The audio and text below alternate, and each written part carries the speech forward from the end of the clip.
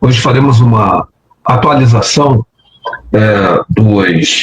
das questões tático-operacionais do conflito ucraniano, os seus desdobramentos estratégicos, a cadeia de eventos relacionados a esse conflito e também a crise, novamente na Caxemira, entre a Índia e o Paquistão, possível desdobramento disso, o nível da escalada e os interesses e os riscos por detrás da conflituosidade emergente entre essas duas potências nucleares. Portanto, iremos fazer uma análise bastante factual, isenta e técnica, como procuramos fazer. Muito obrigado mais uma vez. Trouxemos bastante mapas, hoje, para poder dimensionar e fazer toda uma análise.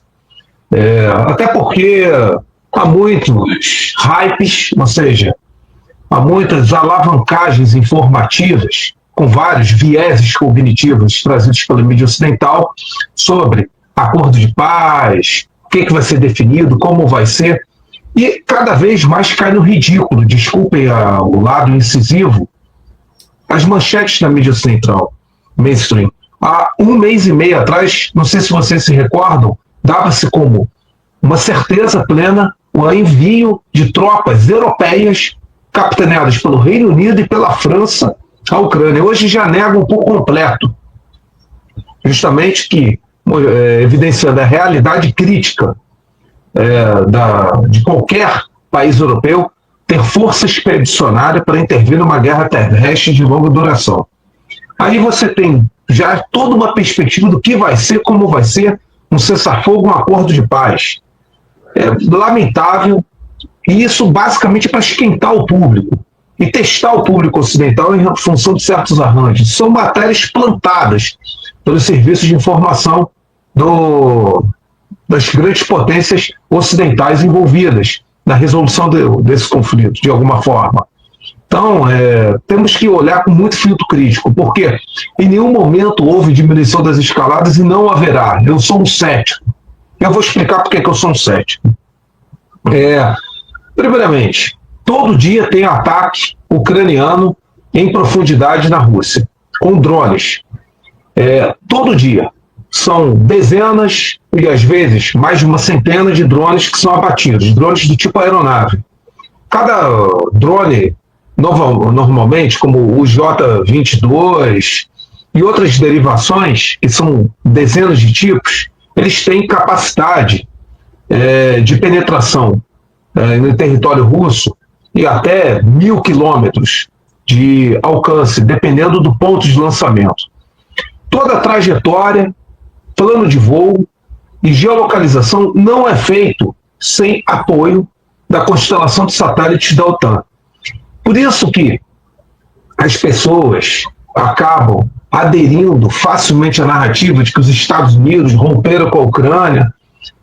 Os canais mais isentos deixam claro que não houve ainda qualquer ruptura ou negação de acesso à Ucrânia em relação a todo o planejamento e controle dos ataques feitos em profundidade de território russo, que dependem do fornecimento de dados, a maturação dos dados, ou seja, não se trabalha só com a coleta, o processamento, a análise e a maturação dos dados que vão delinear todos esses ataques em profundidade. Por quê? São rotas a serem escolhidas, é a trajetória, é o ponto de impacto, são os alvos estacionários que vão ser definidos, que para isso tem que ter sondagem das defesas aéreas. Isso é impossível sem a constelação de satélites Topaz de reconhecimento, no caso na exosfera, por parte dos Estados Unidos. É impossível. O comando central da OTAN é que faz todo o planejamento desses ataques. Tem até uma análise do Gazeta do Mundo, do nosso amigo Tito, mostrando exatamente como se dá, no âmbito da OTAN, toda a definição e a geolocalização desses ataques. A imensa maioria são abatidos pelas forças russas. E aqui eu quero destacar o sistema Pantsir M2, que se revelou fundamental como defesa aérea de ponto contra esses drones, porque grande parte deles é abatido já no ponto de aproximação, quando ele já está no ângulo de ataque para o ponto de impacto. não é durante a trajetória.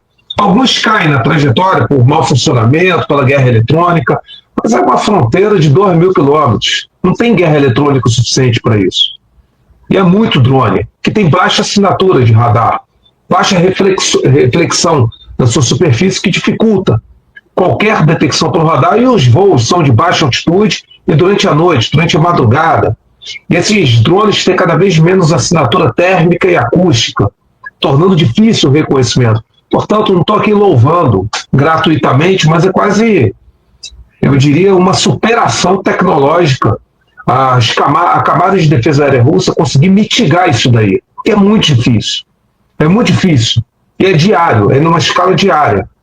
E não é drone como aqueles que nós vemos em Gaza, utilizado pelo Hamas ou pelo Hezbollah, que já são difíceis de interceptar. São drones com muito mais complexidade tecnológica e que têm uma consciência situacional privilegiada fornecida pelo maior bloco militar do planeta, que é da OTAN. Eu sou muito crítico das análises desse conflito sem considerar o fator da consciência situacional.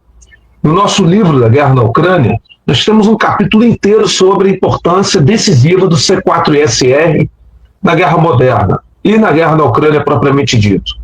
É impossível, insustentável hoje você ter qualquer vantagem tática e operacional em qualquer planejamento de operações sem ter uma consciência situacional, que pode ser pontual dentro de uma determinada área relativamente limitada até de forma muito mais ampla.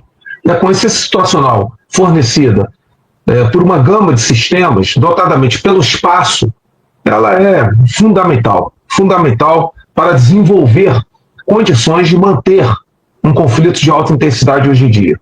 A não ser que se adote uma abordagem assimétrica, que nem os Houthis fizeram, o Hamas faz, etc.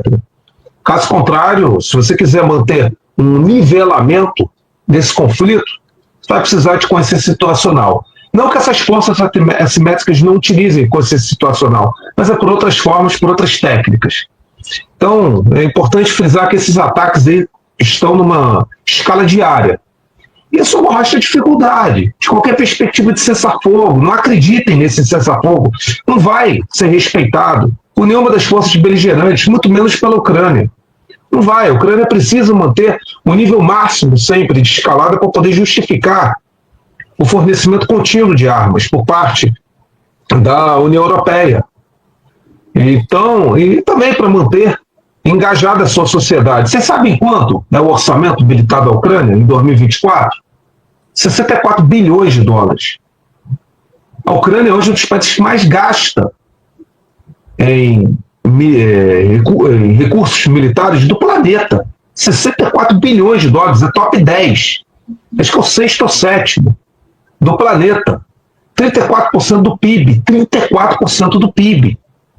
Ou seja, todos os recursos do país, os recursos orçamentários, são praticamente direcionados para os esforço de guerra. E ainda assim depende de um fornecimento amplo e quase que restrito de apoio da OTAN, capitaneado pelos Estados Unidos e pela Europa. Então não é assim, pura e simplesmente uma força beligerante incapaz ou de baixa capacidade. Já falamos isso muitas vezes. Ainda assim, sem o apoio ocidental, ela não tem sustentabilidade. Mas o que eu preciso dizer é uma contradição prever-se cessar-fogo sem. Vamos lá. O maior bloco militar do planeta, liderado pelos Estados Unidos, não interrompe o fornecimento de inteligência e dessa consciência situacional que eu tanto abordei. Não há interrupção nos voos no aeroporto de Hall, na Polônia, dos C-17 Globomaster 3 que fazem o transporte de carga destinado à Ucrânia. Não há. Diminuiu pela metade, sem dúvida, mas não há ainda interrupção disso.